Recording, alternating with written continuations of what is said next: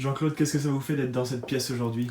Écoutez, un sentiment de profonde tristesse, hein, même si on y est préparé, ça fait mal, quoi, ça fait un choc. Au-delà de des interprétations que vous faisiez de Johnny, Johnny était entré dans votre vie de quelle façon? Bah, musical d'abord, et puis après un peu personnel, puisque j'ai eu l'énorme chance de le côtoyer plusieurs fois. Tout le long de sa carrière, dans les années 80, déjà quand il chantait à Strasbourg et qu'il dormait dans les hôtels où j'étais directeur, et après dans mon propre restaurant, quoi. Je suis pas un ami personnel, mais on se connaissait bien et on conversait, et puis c'était des grands moments.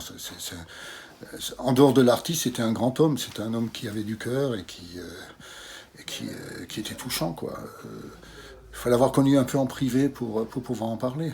Il n'y a pas que la scène. Bon, pour les vrais fans qui n'ont jamais pu le côtoyer, d'ailleurs, tous les grands fans, c'était le rêve de pouvoir les côtoyer. Et ben moi, je l'ai réalisé, c'est immense, c'est immense.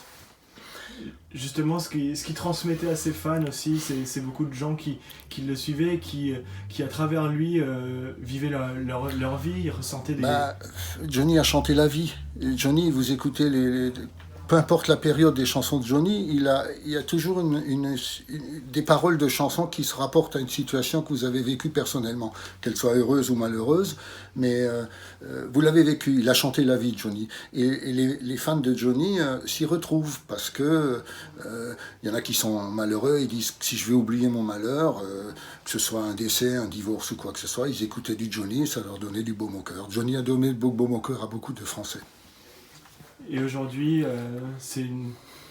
vous réalisez, vous arrivez à vous projeter, à vous dire que vous allez interpréter les chansons de quelqu'un qui est parti? Je réalise pas encore. Oui, oui et non. Je suis pas en situation encore de l'interpréter. Je le fais demain soir d'ailleurs. Je sais pas comment je vais être. Hein. Je vais être pris par l'émotion ou pas. Je chante dans un restaurant qui est complet déjà. On n'avait pas anticipé cela. Hein. C'était pas prévu. Je sais pas comment je vais le vivre, honnêtement. Je verrai ça différemment maintenant, quoi. Et aujourd'hui, alors, c'est une journée particulière, c'est une journée qui est étrange. Oui, très étrange, très triste. Je n'ai pas de mots pour ça, vous savez, j'ai pas de mots. Ça vous fait du bien d'être ici, d'être parmi ces objets? Moi, j'ai toujours été bien avec, vous savez, c'est pour ça que je collectionnais. Mais ça va me faire drôle, oui, ça va me faire drôle. Ça va me faire très drôle de savoir qu'il n'est plus là et que tout ça... J'espère qu'une chose, c'est que mes enfants, plus tard, en prennent bien soin de ma collection. Si un jour, moi, je ne suis plus là. Il y a toujours ces yeux qui vous observent. Celle-ci, elle est belle. Ouais, celle-là, elle est magnifique. Hein. Elle est magnifique, cette photo. D'ailleurs, il avait un regard... au cinéma, quand vous regardez les films, le louche, que ce soit le louche, le conte, ils ont toujours exploité ses yeux bleus et son regard, qui était très touchant, très perçant. Impressionnant, parce que mon fils, qui n'était pas génération de Johnny, quand il est rentré dans mon restaurant, un jour, il a eu autant de Johnny qui vient, vous en faites tout un plat, et bien il était ému comme tout, il a dit, il est impressionnant, il est impressionnant.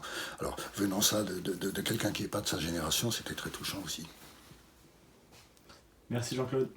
Je vous en prie.